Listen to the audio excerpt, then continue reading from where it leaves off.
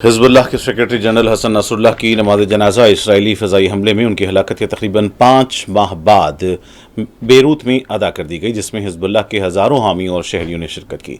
उनके साथ साथ हिज़्बुल्लाह की एग्जीक्यूटिव कौंसिल के सरबराह हाशिम सफ़ीउद्दीन की भी तदफीन की गई।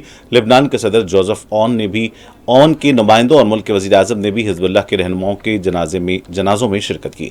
जनाजों के बाद हसन नसरुल्लाह को बेरूत हवाई अड्डे के शाहरा के करीब उनके लिए मख्तस मकबरे में दफन किया गया। मरकजी तकरीब कामिल शमून स्टेडियम में मुनक़िद हुई, जिसमें तकरीबन 50,000 अफराद की गुंजाइश है।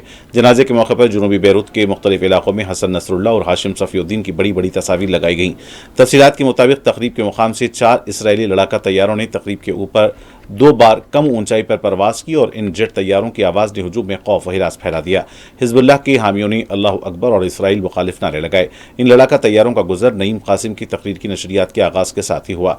वाज़ेह है कि इसराइल ने 27 सितंबर 2024 को जुनूबी बेरूत के इलाके में एक इमारत पर बमबारी करते हुए हसन नसरुल्लाह को शहीद कर दिया था और इसके लिए 85 टन धमाका खेज मवाद इस्तेमाल किया था और दाहिया में 6 रिहायशी इमारतें मिलियामेट कर दी गई थीं।